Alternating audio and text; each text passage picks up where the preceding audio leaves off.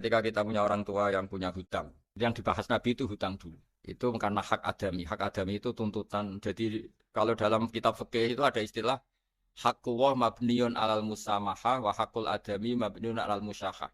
Jadi kalau hak Allah itu Allah lebih rileks.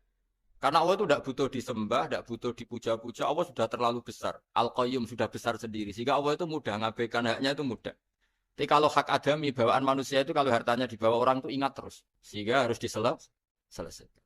Maka Nabi kalau mau mensolatkan jenazah tanya punya utang enggak. Tapi kalau orang itu misalnya apa ya, enggak sholat atau apa itu Nabi masih ringan. Yang ditanyakan imannya. Bukan berarti kita nyepelekan sholat enggak. Tapi memang agama ini yang diprioritaskan itu hak adami. Sholat itu super penting, bukan penting lagi super penting. Makanya pertanyaan tadi tak teruskan dulu. Anak cucunya itu prioritas itu mikir utang dulu. Karena ini yang hak adami gitu. Nah, setelah utang itu selesai, baru dipikirkan menurut sebagian ulama, anak ini boleh mengkodoi sholat yang ditinggalkan orang tuanya. Atau dikafaroi, misalnya per sholat nilainya sekian, terus dibayarkan ke fakir miskin. Tapi pertanyaan seperti ini sepertinya mengganggu. Mengganggu itu begini, takutnya jadi masif.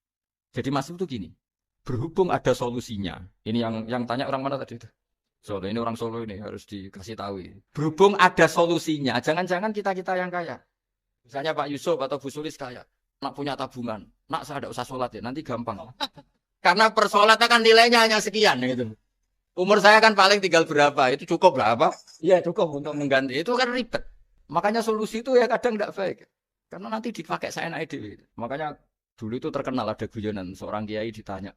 Ini guyonan nyata, Pak Kiai, katanya Kiai itu orang suci, tapi kadang-kadang kok maksiat juga. Si Kiai ini jawabnya ngawur sekali. Justru yang boleh maksiat tuh Kiai, kamu nggak boleh. Terus kenapa Pak Yai? Dia tahu caranya tobat, kamu nggak tahu. Jadi yang melanggar hukum itu kan yang pakar hukum. Tahu itu.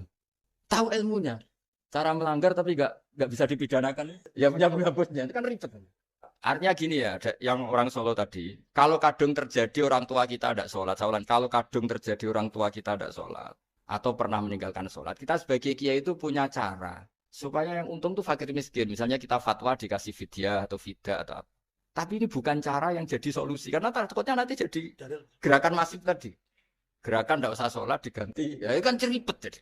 Tapi kalau sampai ingin berbuat baik sama orang tua yang nggak pernah sholat, saran saya satu hak adaminya selesaikan dulu. Karena memang dalam syariat Islam nomor satu itu hak masyhur itu kan ketika ada jenazah Nabi itu nggak tanya orang itu sholat nggak, dan tanya kan punya utang nggak gitu.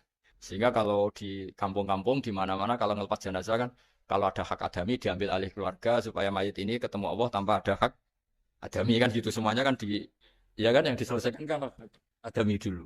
Utang piutang itu tadi. Ya gitu ya. Jadi tidak semua solusi itu baik karena takutnya tadi loh, Pak. Jadi gerakan tadi. Makanya kita jadi kiai sering bingung gitu karena mau nggak fatwa itu ada yang tanya, mau fatwa takutnya tadi. Misalnya kita kan paling umurnya tinggal berapa, dihitung saja per sholat terus bilang ke anaknya, "Nak, saya tidak usah sholat. Nanti ini aja bayarkan." Kan jadi ribet.